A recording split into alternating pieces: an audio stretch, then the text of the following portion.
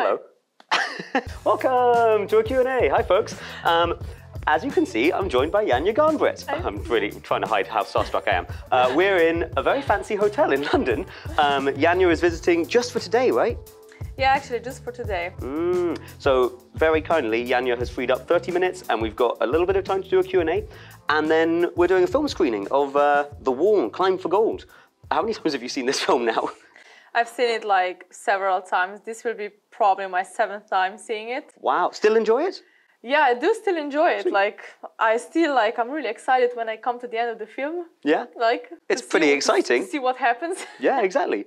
So, the film depicts you pitted against these 3 other very strong athletes, Shauna, Miho, and Brooke. Are there any attributes or skills that they have where you're like, oh, wow, that's so cool. I wish I could do that. Obviously, you don't need them because you won. But any other skills where you're like, oh, if I had that, I would have won even more. I must say that like us 4 girls are like really well chosen, or how to say? Like, we are like, every girl is at a different stage of her career. I must say, like Brooke, just at the beginning, trying to be among the best. Shauna is maybe ending the career, dealing with injuries. Then Miho, we've been competing together for so many years, and we've been good friends all the time. And me as someone who had to win, so it's a good mixture of everything. And like I think, like every climber has something that I wish I had, or not that I wish that I had, but like I could learn from every single girl in that film. Who, obviously you're an inspiration to every climber now. Who are your inspirations though? My inspiration? It's not one particular person, but for me, like now the inspiration is actually like every single person who is dedicated to her or his sport, like who is really like passionate about something, who gives everything to the sport. So so it doesn't have to be like top athlete, but anyone. You're politely saying I can be one of the inspirations if I wanted to. Yes, because you have that excitement. Yes, there we go. So we talked about who your inspirations are now, and you say everybody, a very good political answer. What about when you were younger? Did you have particular athletes or competitors you looked up to? Yeah, when I was younger, I had role models. Like for me, it was like Mina Markovic and Maja Vidmar, of course.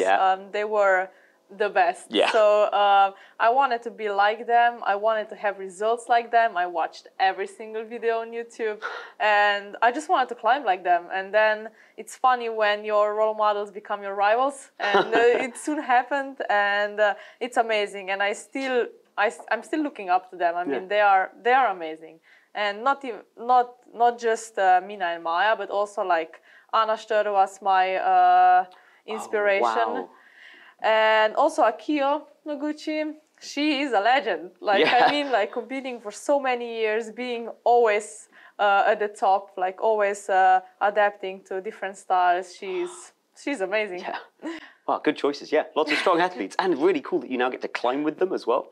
You mentioned a second ago that you try to like emulate the style of other athletes who inspire you. What would you describe as your climbing style? Because obviously everyone else describes it all the time, but how would you describe it? Yeah, my climbing style also like developed over the years. Like when I was younger, I was really static, slow, because also like Mina and Maja were climbing like that. Yeah, so, exactly. I couldn't be any different. But later on, I must say first I was a lead climber. I actually said that I won't do any bouldering comms.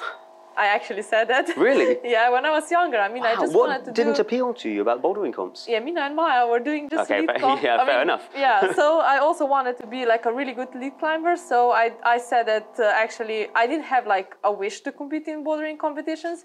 But then later on in 2017, something clicked. And I wanted to do bouldering competitions. And also my climbing style changed a lot. I was more dynamic, more jumpy. I like to risk moves. I'm not like I love taking risks, so I'm never like in a safe zone.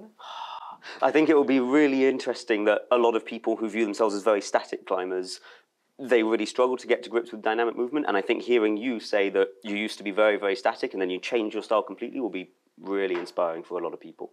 Yeah, definitely. I mean, you can do that, but also if you want to do that. So yeah, if you are like completely fixed into an idea of being like static and not wanting to take risks, then you won't be able to do that. But if you get out of your comfort zone, then it's easy. Do you have a favorite style of climbing now? Like, I know obviously you enjoy a dynamic style and you previously were very static. If you could just pick any boulder in the gym that you'd spend more time on, is it like you prefer slabs, you prefer overhangs, you want to do big dynos? What do you enjoy doing the most? For me, the dream boulder problem would be like 45 degrees, crimpy boulder problem, just hard stuff. Yeah. The old school. That's nice. For me, that would be dream boulder. That's a very good choice. Just picking up on what you were saying about taking risks in competitions and moving dynamically. You're obviously quite good at climbing, but what I think I admire most about you is that you must be the best in the world at dealing with pressure. Going for a risky dynamic move and being really, really confident when dealing with also internal expectations and external expectations, which for you must be huge.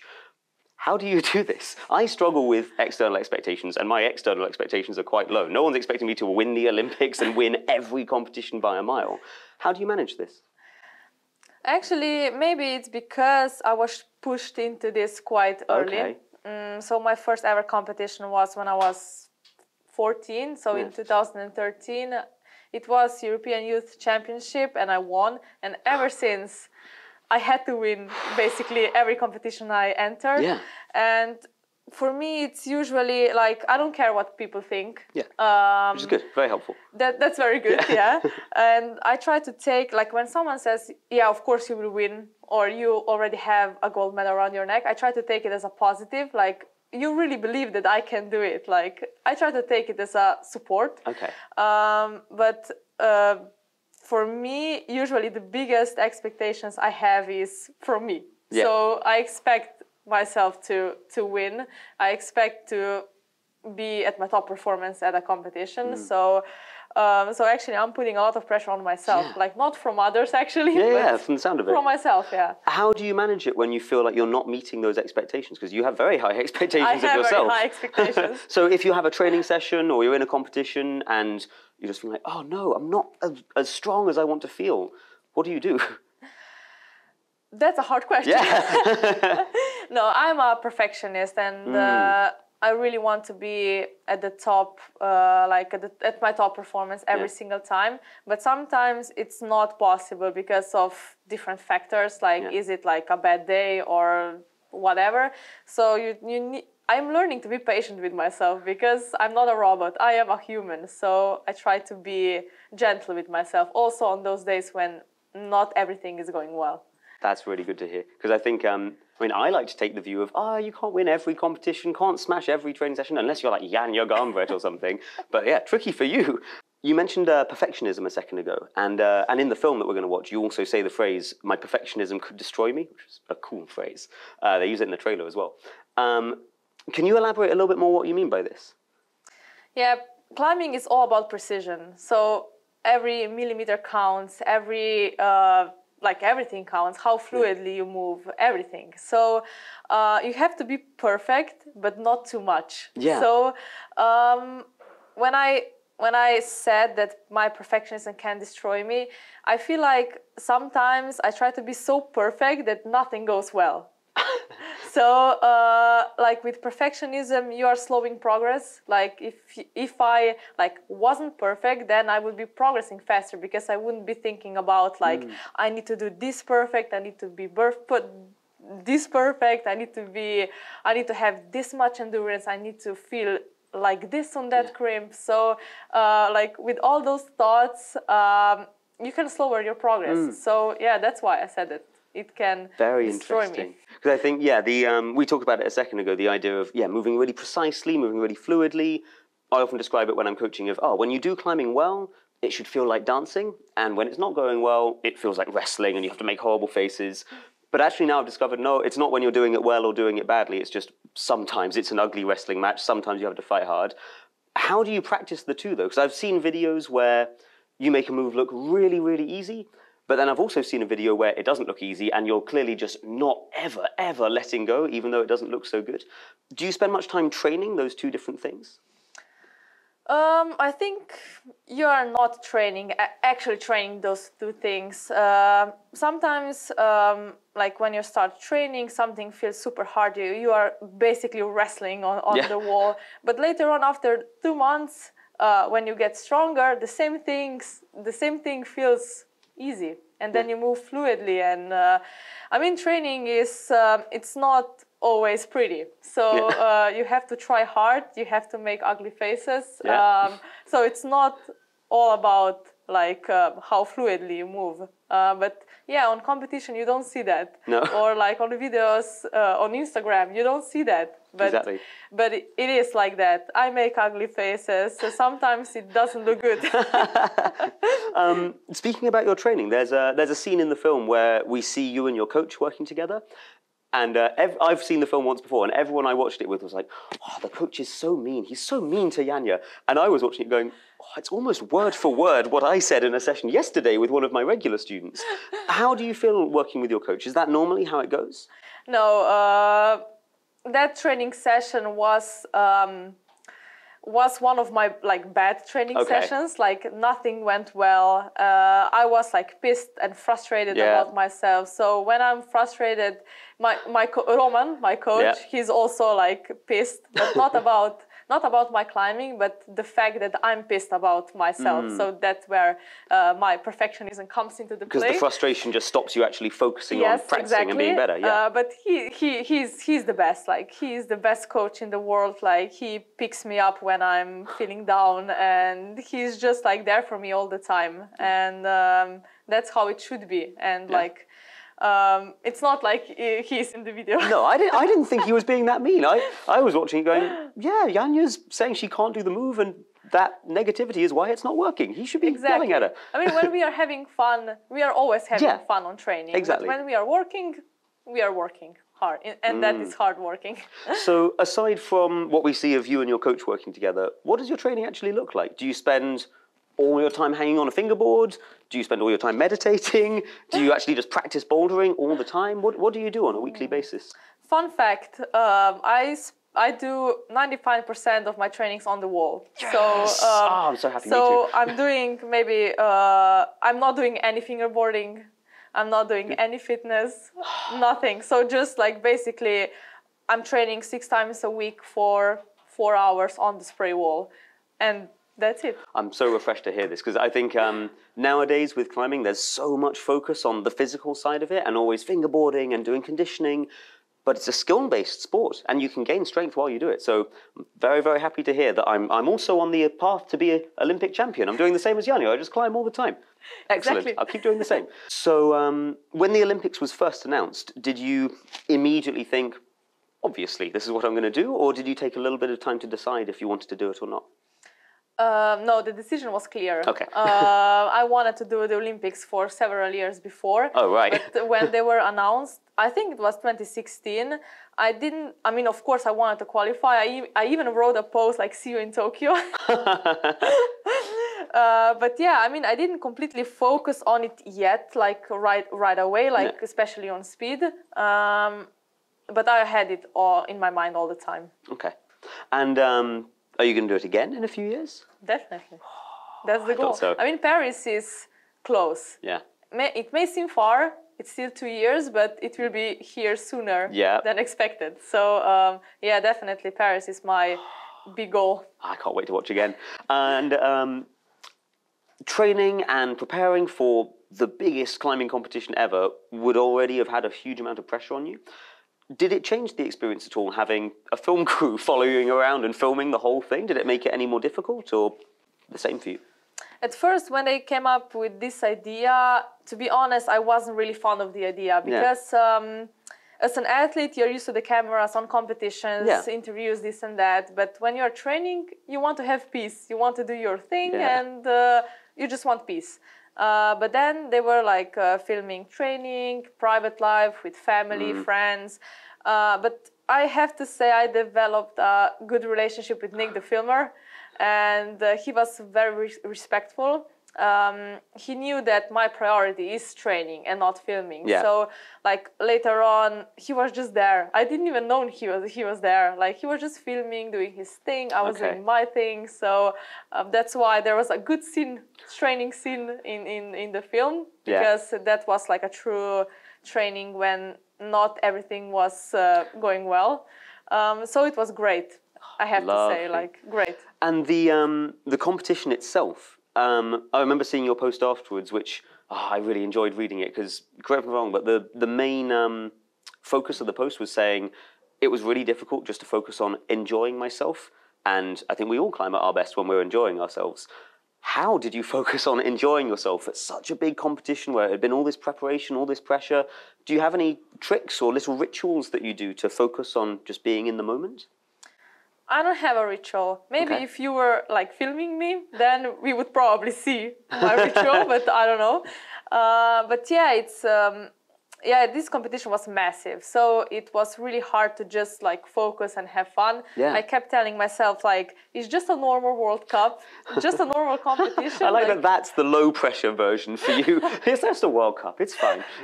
Just enjoy, and I don't know. Like when I woke up that day, I felt different. I felt like in the zone already when I woke up. I was just like in my own bubble, like in my own world. Like if you ask me if I remember what I was doing, like when I was climbing in the finals, I don't know. Like I don't know a thing that was happening actually, because I was just different in the zone. Yeah. And yeah, I said to myself also, like I know I'm repeating all the time the same thing, but I said to myself that if I'm not having fun, then I won't win. It's simple as that. So I had to like switch my mind to just enjoying the present and not think about what would happen if this and that. So it's very different. But I mean, difficult, but it is, because I think to do that, like climbing is fun and it makes us be present, and then we can climb well when we're having fun. But then I felt recently it's like competitions are specifically designed to stop us having fun, where it's like, okay, wait here now, and now, okay, now climb this, and now wait again. Okay, look at the timer, loads of pressure, everyone's watching and yelling at you. It's really hard to relax and enjoy yourself like you did. So very impressive, very impressive. Thank you. Of all the different skills you have as a climber, coordination, strength, really good route reading, confidence, and the ability to just be present and enjoy ourselves, which one would you least like to give up if you had to remove one superpower? Least like to give up. That's a tricky one. So, okay, the choices are lose confidence, lose coordination skills, lose all your strength, or suddenly not have any idea how to read the climbs. Probably lose confidence. Oh, I don't want to lose confidence. Yeah. Oh, that's the one you least want to lose? Yeah. Okay. Because, like, if you're confident, then everything is better. Yeah. Like once you lose confidence, you lose coordination, you lose route reading, everything. So you need to be like confident that you're doing the right thing. I mean, of course, everybody can have a weak mind. Yeah. And everybody can lose a confidence. Also, I did. Yeah. In some time, I was a bit lost, not lost, but I was not so sure in myself as I was before. Maybe I started taking less risks, and so I wouldn't want to lose confidence. And of those 4 skills that we listed, which one do you think is the least valuable, that you wouldn't even notice was gone? If you had confidence and you had all the others. I know, I can't choose either. I'm leaving you with the tricky question. I can't choose, Confidence is the important one. We've established that. I'm happy with that. Okay, maybe... it's so hard. I know. I keep thinking, so I was like, maybe the route reading. Maybe I don't need route reading. Because I can just make up anything else. If I'm strong and coordinated and confident, who needs to read the climb? Exactly. Maybe I would like want to lose route reading then. Yeah. Because like if you're strong enough, if you're relaxed enough, confident, then you can route read when you are. You can make anything work. Yeah. So you can do anything. Like everything works. So maybe I would want to lose that. Everyone stop trying to read the route. Just be confident. It's fine. So you seem to be very quickly closing the gap in performance on outdoor rock between male and female climbers. Do you think in future there will be like no gender split at competitions? Yes. I'm very excited for this. When do you think this will be, and when can we watch it? I mean, like many people ask me, like, when will I compete in men's category and this and that. But I feel like, look, if everything depends on the route setting. Like, I can win a round in men's, but also I cannot make semis. So it all depends on the route setting. Like, if it's like super morpho or super far, then of course I won't be able to make it. But if it's something that both can climb, man and woman, then some interesting stuff can happen. But yeah, I feel like also, like when you mentioned rock climbing, I feel like we can close the gap. Yeah, I'm really fond of that. So how much do you think, because as you say, there's apparently a bit of a difference in performance between male and female athletes at competitions. How much of that do you think is to do with all of the routes being set by an all-male route setting team? Do you think that might be anything to do with it? Yeah, there should be more female route setters, of course, and I mean they will come. For sure they will come. Okay. So I'm really looking forward to that. I don't know when will this happen, but slowly but surely. Yeah. And now that you've won the Olympics, won all the World Cups, what motivates you nowadays? Is there still stuff to be excited about? I'm still not an European champion. What? Yeah. How is that possible? Exactly. Yeah, I was always second actually, or I didn't compete. Okay, so there's one hurdle still to go for. Yeah, I'm not done yet. Okay. And outdoor climbing, are there any particular things you have your sights on? Yeah, definitely. I have some projects. Before I finished high school in 2018, so I didn't have any time for rock climbing. There was like a little gap in November or December where I could do some more rock climbing, but otherwise competitions had priority. So yeah, now that I won Olympics, I'm finished with school, I have like more time for rock, so I have some rock projects. I tried La Dura Dura. I know. I've been trying it and it's hard. Yeah, it's supposed to be hard. Yeah. But yeah, I'm really looking forward to put some more work into that. Lovely. And if you had one tip only that you could give to all the climbers who want to get better and go to competitions, what would your one tip be for climbers? Don't be a perfectionist. Very nice. And have fun, that's number one. Perfect. Thank you so much, Janja. This was absolutely lovely. Double fist pump. Wow. Let's go watch the movie.